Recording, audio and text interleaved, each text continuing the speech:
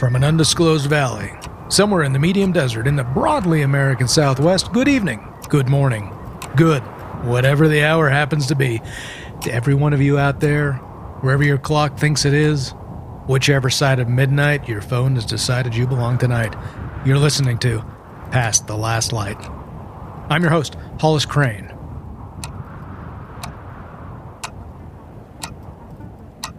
I want to ask you something, and I want you to answer honestly, just to yourself.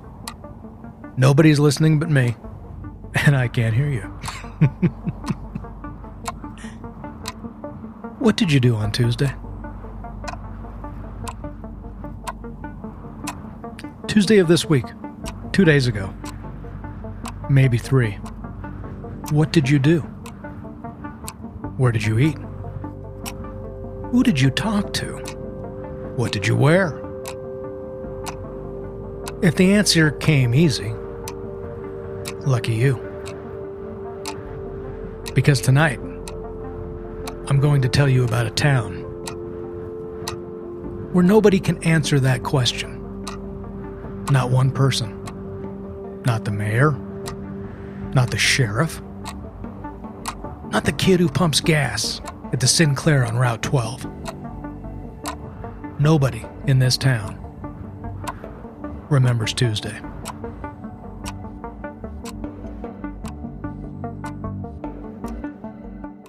Now, I'm not going to name the town. I've been asked by 2 of the people who reached out to me about this to keep the name off the air. And I'm going to honor that, because if half of what I'm about to tell you is true, the last thing those folks need is a parade of curiosity seekers driving up Main Street with their phones out. What I will tell you is this. It's a small town, under 900 people. Sits in a high valley in the western part of this country. Surrounded on 3 sides by mountains. On the 4th side by a long, straight road that takes you about 40 miles before it touches another paved surface. It's the kind of town where the post office closes for lunch, where everybody knows everybody, where if your car breaks down on Main Street, 3 people will stop before you finished walking around to the hood. It is also, and this part you want to hold on to, it is also the kind of town where everybody, more or less, keeps the same schedule. The diner opens at 5:30. The hardware store opens at 7. The school bus runs at 7:42. Tuesday is trash day. Wednesday is the farmer's market in the square. Thursday night is bingo at the VFW. Friday is the high school football game in the fall, and choir practice in the winter. The week has a shape there. You could set your watch by it. Until the week stopped having a shape.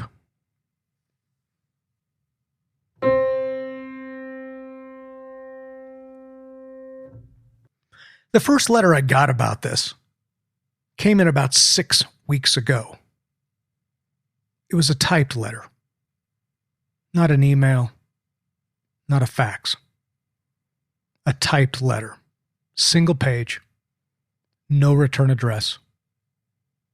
Postmarked from a town I will not name, in a state I will not name. And it said, more or less, the following. Dear Sir, I am writing because I do not know who else to write to. For the last several months, my husband and I have been losing Tuesdays. We go to bed on Monday night, and we wake up on Wednesday morning. And the day in between is gone. The garbage has been taken out. The mail has been brought in. The dog has been fed. But neither of us did any of it. And neither of us remembers a single moment of that day. We're not the only ones. Sincerely, M. Now, I get a lot of letters on this program. I get a lot of strange letters. You'd be surprised. Or maybe, if you'd been listening as long as some of you have, maybe you wouldn't be surprised at all. I would have filed this one, frankly, set it aside, maybe read it on a slow night, except that 2 weeks later, I got a second letter. Different handwriting, different town, except not a different town. Because when I checked the postmark, it was the same town. Different person, same town, same story. Tuesdays were going missing.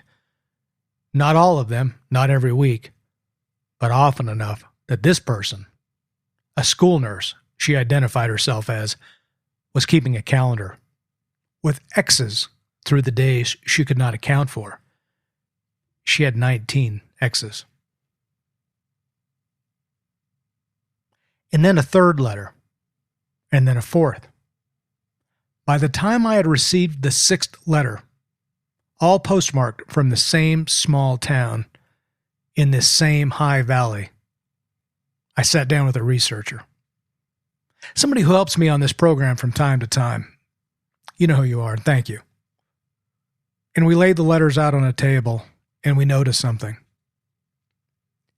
Every single Tuesday these people had lost was the second Tuesday of the month. Every single one. Now, you're skeptic, and I know you're out there, and I welcome you. I do. Your skeptic is going to say, collective suggestion. Mass hysteria. One person mentioned it. At the diner, the idea spreads. Suddenly, everybody's losing Tuesdays. They were just hung over. Group psychology. Case closed, go to bed. Fine, except. Because the school nurse, the one with the calendar, she wasn't talking to anybody about this. She told me in her letter that she had not spoken about it to anyone. Not her husband, not her sister, not her pastor. She was keeping it to herself because she thought she was losing her mind. And yet, her exes lined up perfectly with 5 other people's exes. People who, in many cases, had not spoken to anybody about it. How? How?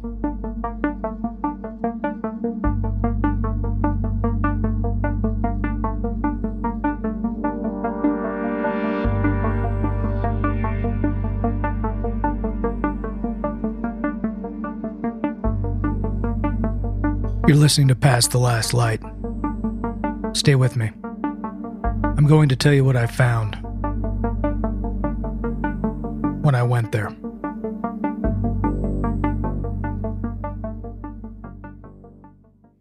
I went there. I want to be honest with you. I don't do this often. Most of what we discuss on this program, I discuss from this chair, in this studio, in the middle of the night, with the lights down and the coffee on. I'm not, by nature, a field reporter. I admire the people who are. I'm not one of them, but I went. I drove in on a Monday afternoon. I picked Monday on purpose. I wanted to be there for a second Tuesday of the month. I wanted to see what would happen. I checked into a motel on the edge of town. 6 room, 4 of them empty. The man at the desk was friendly. He asked where I was visiting from. I told him a half-truth. He didn't press. He gave me a key. A paper key on a plastic diamond, the kind I haven't held in 20 years. I drove into town. I ate at the diner. The chicken fried steak was, as advertised and on the hand-painted sign in the window, the best in the county. I will not dispute that claim. I talked to people, carefully. I did not bring up Tuesdays. I asked about the weather. I asked about the high school team. I asked about a particular bend in the road.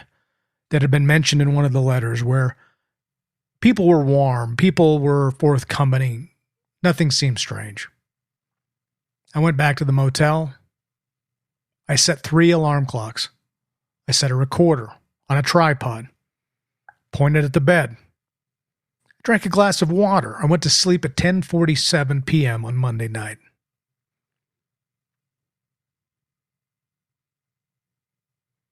I woke up at 6:14 a.m. on Wednesday.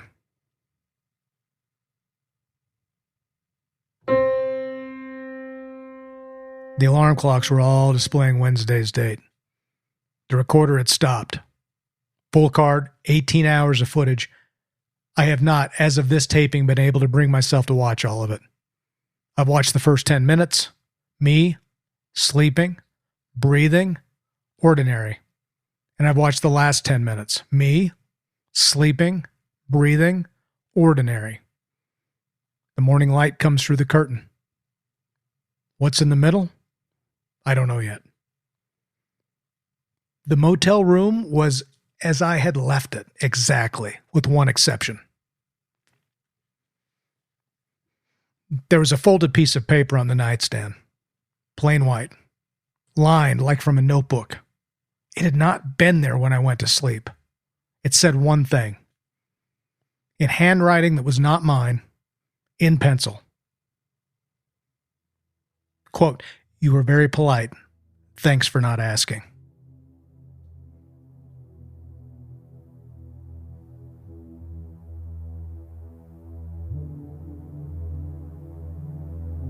Now, I want to be careful here because I don't have a theory.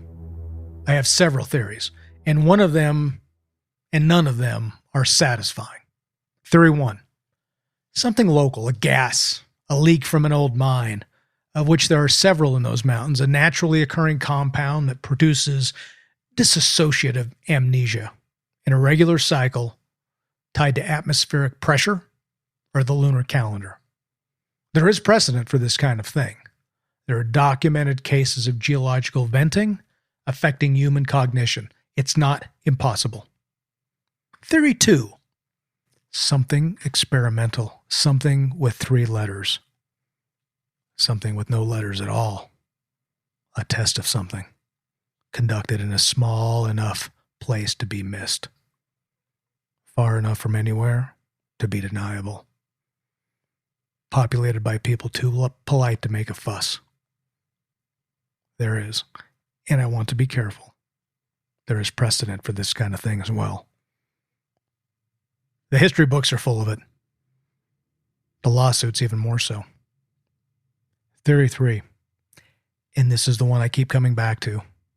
Late at night, when the wind picks up, and I'm the only one awake for a long way in any direction.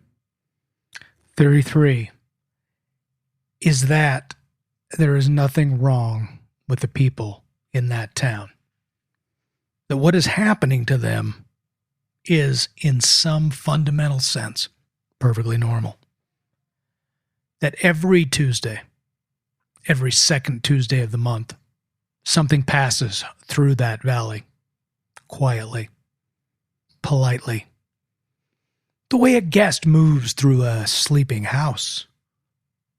And it does whatever it does, and it leaves.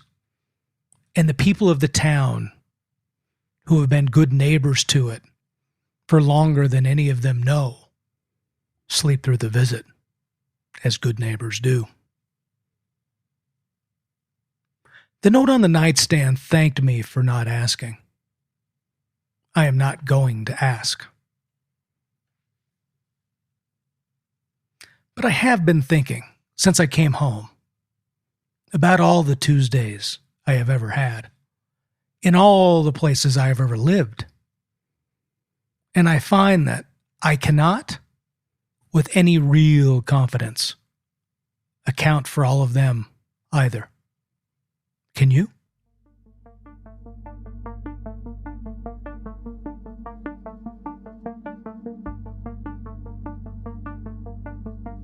I'll leave you with this tonight. If you live in a small town, somewhere in this country and you've noticed that a particular day of the week or a particular week of the month sometimes seems to have less in it than it should, I want you to write to me. Not an email, not a fax, a letter. On paper. Postmark it from wherever you are. Don't sign your name if you don't want to. Just the town, just the day. I'd like to start a map. And to the folks in the High Valley, the school nurse, M, the man at the hotel desk, the woman at the diner with the chicken fried steak. I want you to know that I came and I went, and I will not be back. And I will not say where you are. You are good neighbors to whatever it is and to each other. Take care of one another out there. Watch the road, watch the calendar, and if you wake up tomorrow morning and the date on your phone doesn't quite match what you were expecting, don't ask.